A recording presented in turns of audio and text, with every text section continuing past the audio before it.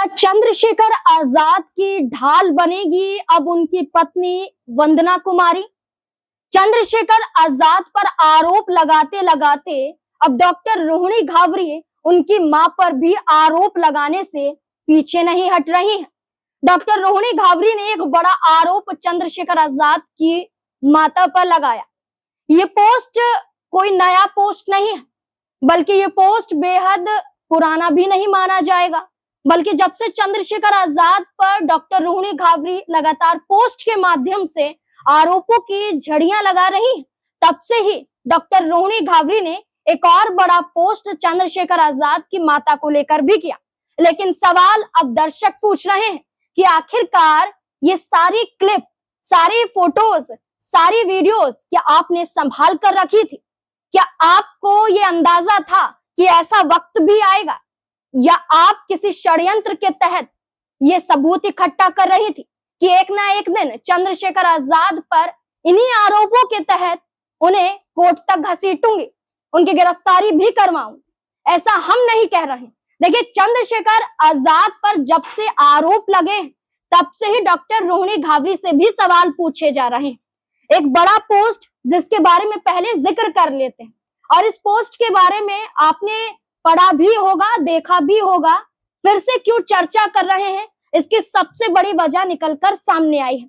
वजह क्या है ये भी आपको बताएंगे, लेकिन पहले पोस्ट पर नजर डाल लेते हैं। ये पोस्ट अगर हम आपको बताएं तो रोहिणी घावरी इसमें चंद्रशेखर आजाद की माता जी का जिक्र करते हुए नजर आती हैं। इसमें देखिए, पहले ये तस्वीर है, ये एक वीडियो कॉल है। इस वीडियो कॉल में डॉक्टर रोहिणी घावरी मुस्कुराती हुई नजर आ रही हैं। एक तरफ वो दिखाई दे रही हैं, एक तरफ चंद्रशेखर आजाद हैं और उनकी मां है। ये पोस्ट है जो 26 जून को किया गया था, आज 30 जून है, लेकिन इस बीच में इस पोस्ट का जिक्र करना जरूरी हो जाता है। देखिए, इस पोस्ट में ना सिर्फ ये वीडियो कॉल का स्क्रीनशॉट शेयर किया गया, बल्कि लिखा भी जाता है, चंद्रशेखर की मां ने उन्हें रोहिणी के अलावा सभी महिलाओं का सम्मान करना सिखाया। एक वक्त उनकी मां मुझे बहुत पसंद करती थी। अपने घर आए हुए अतिथियों को बोलती थी, मेरा बेटा विदेश जाएगा, एक अच्छा जीवन जिएगा, उसे बहुत काबिल लड़की मिली है। अब समझ आता है, सब मिले हुए थे, मुझे बर्बाद करने में सबने मेरे दिमाग से खेल भरोसा दिलाया। रोहिणी घावरी ने ऐसा कहा। रोहिणी घावरी का कहना कि उनके दिमाग के साथ खेला गया। रोहिणी घावरी का कहना कि उनकी मां ने खुलकर अपने रिश्तेदारों को ये कह रखा था कि चंद्रशेखर आजाद स्विट्जरलैंड जाएंगे, उन्हें एक काबिल लड़की मिल गई। अपने मुंह अपनी तारीफ डॉक्टर रोहिणी घावरी कर रही हैं और चंद्रशेखर आजाद को गुनहगार बता रही हैं, चंद्रशेखर आजाद पर आरोप लगा रही हैं। हाल फिलहाल में प्रयागराज की घटना का जिक्र करते हुए भी चंद्रशेखर आजाद को ही कसूरवार बता रही हैं कि अगर वो ना जाते तो ऐसी घटना ना घटती, अगर वो ना जाते तो उनके समर्थक, उनके चाहने वाले ऐसा विरोध प्रदर्शन ना करते, ऐसा हादसा ना हुआ होता। लेकिन रोहिणी घावरी से ही सवाल बार बार पूछे जा रहे हैं। आपने राष्ट्रीय महिला आयोग में शिकायत दर्ज करवा दी। राष्ट्रीय महिला आयोग की सदस्य मीनाक्षी भराला का बयान सामने आ जाता है। चंद्रशेखर आजाद की सांसदी रद्द करने की मांग की जाती है। खुलकर वो कहती हैं कि चंद्रशेखर आजाद की सांसदी रद्द कर देनी चाहिए, चंद्रशेखर आजाद एक सही इंसान नहीं है। लेकिन इस लड़ाई में अगर बात करें तो चंद्रशेखर आजाद तक उन्हें सीमित रहना चाहिए। इस लड़ाई में आपने सोशल मीडिया पर सबूत के नाम पर पोस्ट तो दिखा दिए, आपने स्क्रीनशॉट तो साझा कर दिए, लेकिन आप उनकी मां का नाम उछालने के साथ क्या पूरे परिवार को बदनाम करने की कोशिश कर रही थी? उनकी मां का जिक्र करके क्या ये बता रही थी कि इसके पीछे उनका हाथ है? चंद्रशेखर आजाद को आगे करने में उनकी मां का हाथ है, और मां ने ही कहा था कि डॉक्टर रोहिणी घावरी के साथ रिश्ते में आ जाइए। ये तमाम उनके इस एक पोस्ट के जरिए सवाल खड़े होते हैं कि आपने मां का जिक्र सिर्फ इसलिए किया ताकि ये सामने आ जाए कि आप दूध की धुली हुई हैं, आपने कुछ नहीं किया। यहाँ पर आरोप तो आप पर भी लगते हैं कि जब चंद्रशेखर आजाद की शादी हो गई थी और उसके बाद आप रिश्ते में आए, और इस बीच में आपने जिक्र किया कि आप स्विट्जरलैंड चली गई थी और आपको सरकार की तरफ से 1 करोड़ की स्कॉलरशिप मिली थी, आपने पढ़ाई की, आपने अपनी मेहनत के बलबूते पर ये मुकाम हासिल किया। लेकिन उस दौरान आप पर सवाल उठे थे, जब आपने एक पोस्ट किया था, सवाल उठे थे कि इस पोस्ट में कई गड़बड़ियां नजर आई थी। सबने ये पूछा था कि जिसको लिखना नहीं आता है वो स्विट्जरलैंड में वहां पर पीएचडी की पढ़ाई कर रही है। सरकार से 1 करोड़ की स्कॉलरशिप सिर्फ एक दलित लड़की को मिलती है, ऐसा उनका कहना है।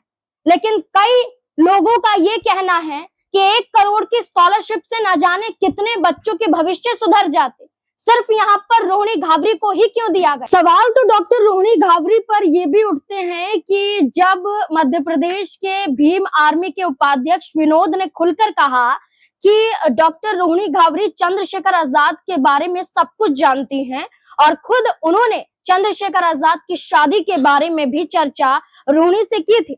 इतना ही नहीं, जब चंद्रशेखर आजाद का एक बेटा है, इस बात का खुलासा हुआ कि डॉक्टर रोहिणी घावरी ने कहा कि ना शादी के बारे में पता था, ना बच्चों के बारे में पता था, तो खुद विनोद का ये कहना है कि वो चंद्रशेखर के बेटे के लिए स्विट्जरलैंड से कई कपड़े भी लाई थी। सवाल ये उठ रहे हैं डॉक्टर रोहिणी घावरी पर कि अब उन्होंने उनकी मां का जिक्र किया है। पहले चंद्रशेखर आजाद का जिक्र किया जा रहा था, शादी का जिक्र किया जा रहा था, मां का जिक्र किया गया, तो क्या अब और अन्य महिलाओं का भी जिक्र करती हुई नजर आएंगी? क्योंकि उन्होंने खुद ही कहा था कि सिर्फ मैं ही नहीं, मुझ जैसी कई ऐसी बेसहारा महिलाएं हैं जिनका शोषण चंद्रशेखर आजाद ने किया है। देखिए, एक दर्शक हमारे साथ जुड़े, एक नहीं कई दर्शक हमारे साथ जुड़े जिन्होंने डॉक्टर रोहिणी घावरी के खिलाफ ही जांच की बात की। हम सवाल अपने जरिए नहीं बल्कि दर्शकों के जरिए उठा रहे हैं और इन्हीं सवालों के तहत एक बड़ा सवाल ये भी पूछा गया जब एक पोस्ट चंद्रशेखर आजाद की मां को लेकर सामने आया, जिसमें ये कहा गया कि इस देखिए यहाँ पर लिखा हुआ है, इसमें कहा जा रहा है कि इस ट्वीट में रोहिणी घावरी ने अब तो स्वीकार भी कर लिया है कि वे चंद्रशेखर आजाद के घर भी गई थी और वे खुद उनकी माता और अन्य रिश्तेदारों से भी मिली थी। ऐसे में ये सिद्ध हो जाता है कि वे चंद्रशेखर आजाद के पूरे परिवार को बहुत अच्छी तरह से जानती थी। फिर ऐसे में ये कहना गलत होगा कि चंद्रशेखर आजाद ने झूठ बोला, उनकी शादी नहीं हुई है। अब यहाँ पर यह भी कहा जा रहा है कि जांच तो होनी चाहिए। अब ये जो दावे किए जा रहे हैं और जो सवाल फिर से उनसे पूछे जा रहे हैं कि यानी कि आप उनके पूरे परिवार को जानती थी, फिर भी आप कह रही हैं 2025 में कि मैं चंद्रशेखर आजाद की शादी के बारे में नहीं जानती थी। उन्होंने अपनी शादी को छुपाया। जब पता चली तो उन्होंने कहा कि बाबा साहिब के विचारधाराओं से मैं प्रभावित हूँ, उन्होंने भी 2 शादियां की थी और मैं चाहता हूं कि मैं तुमसे भी शादी कर लूं। ये एतराज रोहिणी घावरी को था।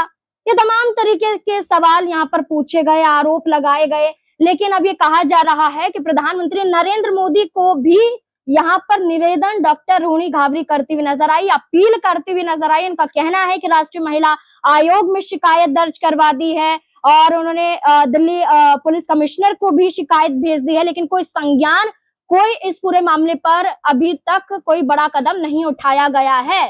तो क्या अब चंद्रशेखर आजाद को गिरफ्तार कराने तक की लड़ाई डॉक्टर रोहिणी घावरी लड़कर रहेंगी? क्योंकि एक तरफ तो उनके ही सवालों में वो खुद फंस रही हैं।